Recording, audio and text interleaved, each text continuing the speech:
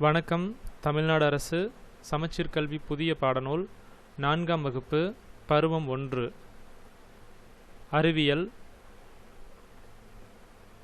அலகு 2 பருப்பொருள் மற்றும் பொருள்கள். 1. பொருள்கள்.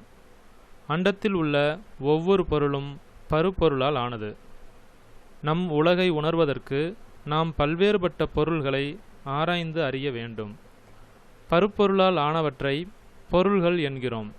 எடுத்துக்காட்டாக, நாற்காலி மரத்திலிருந்து தயாரிக்கப்படுகிறது. அழிப்பான் ரப்பரிலிருந்து செய்யப்படுகிறது. மெழுகுவத்தி மெழுகிலிருந்து தயாரிக்கப்படுகிறது. பதிலளிப்போமா? கீழ்காணும் பொருள்கள் எவற்றால் ஆனவை என கண்டறிந்து எழுதுக. காகிதம், களிமண், கண்ணாடி, மரம், நெகிழி, உலோகம், ரப்பர், மெழுகு. பிவிசி குழாய்கள், வயர்கூடை, செங்கல், கண்ணாடி குடுவை, மரபொம்மை, சில்வர் ஸ்பூன் அதாவது தேக்கரண்டி, நாற்காலி, தெர்மோமீட்டர், செருப்பு, செய்தித்தாள்.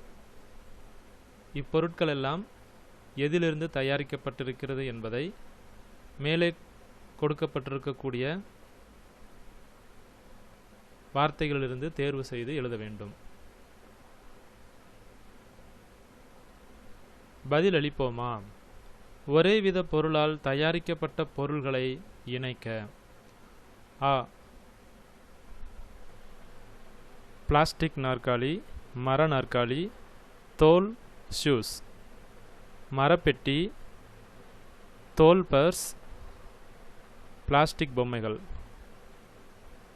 தோலால் செய்யப்பட்ட பெல்ட், மரபொம்மை, மன்னிக்கவும், பிளாஸ்டிக் பொம்மை, மரத்தால் தயாரிக்கப்பட்ட கரண்டி.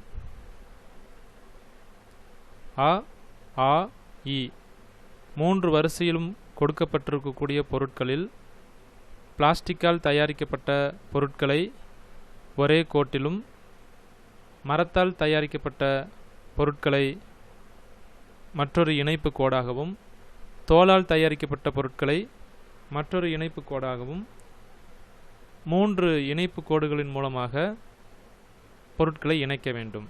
அதாவது பிளாஸ்டிக்கில் தயாரிக்கப்பட்ட பொருட்களை தனித்தனியாகவும், மரத்தால் தயாரிக்கப்பட்ட பொருட்களையும் தோலால் தயாரிக்கப்பட்ட பொருட்களையும் 3 வரிசையிலும் கொடுக்கப்பட்டிருக்கக்கூடியவற்றிலிருந்து இணைத்து காண்பிக்க வேண்டும். 2. பொருட்களின் பண்புகள். ஒரு பொருளை அளவிடவோ பார்க்கவோ உணரவோ முடியும். பெரும்பாலான பொருட்கள் ஒன்றுக்கும் மேற்பட்ட பண்புகளை உடையவை. அவை பண்புகளின் அடிப்படையில் கடினமாகவோ மென்மையாகவோ பளபளப்பாகவோ மங்கலாகவோ சொரசொரப்பாகவோ வலுவழுப்பாகவோ நெகிழ்வுத்தன்மையுடனோ திடமானதாகவோ இருக்கலாம். 1. கடினமான மென்மையான பொருள்கள். ஒரு பொருளினை எளிதில் அழுத்தவோ வெட்டவோ வளைக்கவோ கீறலை ஏற்படுத்தவோ முடியவில்லை எனில் அப்பொருள்கள் கடினமான பொருள்கள் எனப்படும். எடுத்துக்காட்டு: செங்கல், எலும்பு, எஃகு. ஒரு பொருளினை எளிதில் அழுத்தவோ வெட்டவோ வளைக்கவோ கீறலை ஏற்படுத்தவோ முடியும் எனில் அப்பொருள்கள் மென்மையான பொருள்கள் எனப்படும்.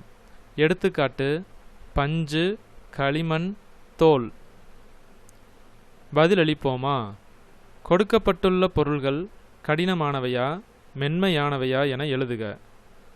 மரக்கட்டை, அழிப்பான், பருத்தி.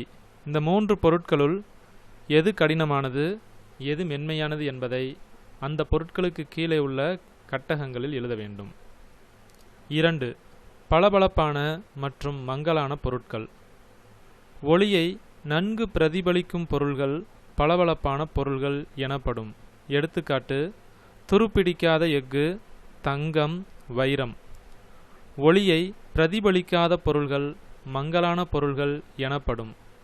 எடுத்துக்காட்டு: மெழுகுவர்த்தி, காகிதத்தாள், சணல் பை. வகைப்படுத்துவோமா? உங்கள் வீட்டிலிருந்து சில பொருள்களை சேகரித்து கொண்டு வந்து அவற்றை பளபளப்பான அல்லது மங்கலான பொருட்கள் என வகைப்படுத்தி கலந்துரையாடுக. 3. சொரசொரப்பான வழுவழுப்பான பொருள்கள். தங்களது பரப்பின் மீது மேடு பள்ளங்கள் உடைய பொருள்கள் சொரசொரப்பான பொருள்கள் எனப்படும். எடுத்துக்காட்டு செங்கல், பாறை, டயர். தங்களது பரப்பின் மீது மேடு பள்ளங்கள் இல்லாத பொருள்கள் வளவளப்பான பொருள்கள் எனப்படும். எடுத்துக்காட்டு கண்ணாடி, பட்டுத்துணி, தரை ஓடுகள் அதாவது டைல்ஸ். பதிலளிப்போமா? கொடுக்கப்பட்ட பொருள்களை சொரசொரப்பானவை அல்லது வழுவழுப்பானவை என வகைப்படுத்துக.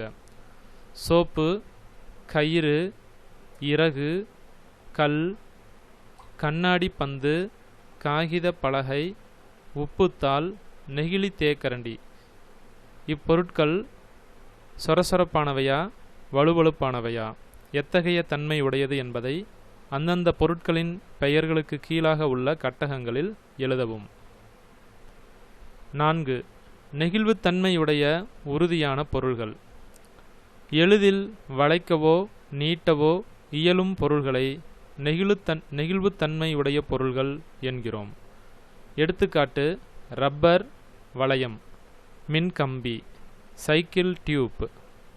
எளிதில் வளைக்கவோ நீட்டவோ இயலாத பொருள்களை உறுதியான பொருள்கள் அல்லது நெகிழ்வுத்தன்மை அற்ற பொருள்கள் என்கிறோம். எடுத்துக்காட்டு குச்சி, மர அளவுகோல், கல். செயல்பாடு நெகிழ்வுத்தன்மையை சோதித்தல். மாணவர்களிடம் ஒரு நெகிழி அளவுகோல் மற்றும் மர அளவுகோலை கொடுத்து அவற்றை வளைத்து பார்த்து உற்று நோக்கியதை அட்டவணைப்படுத்தச் செய்தல். வளைகிறது, வளையவில்லை.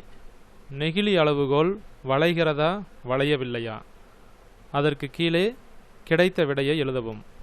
மர அளவுகோல் வளைத்தால் வளைகிறதா வளையவில்லையா என்பதை எழுதவும். 5. நீர்ப்புகா பொருள்கள். நீரை தன்னுள் ஊடுருவிச் செல்ல அனுமதிக்காத பொருள்கள் நீர்ப்புகா பொருள்கள் எனப்படும். எடுத்துக்காட்டு நீர்ப்புகா மேலாடை, அலுமினிய தகடு, மாத்திரை அட்டை.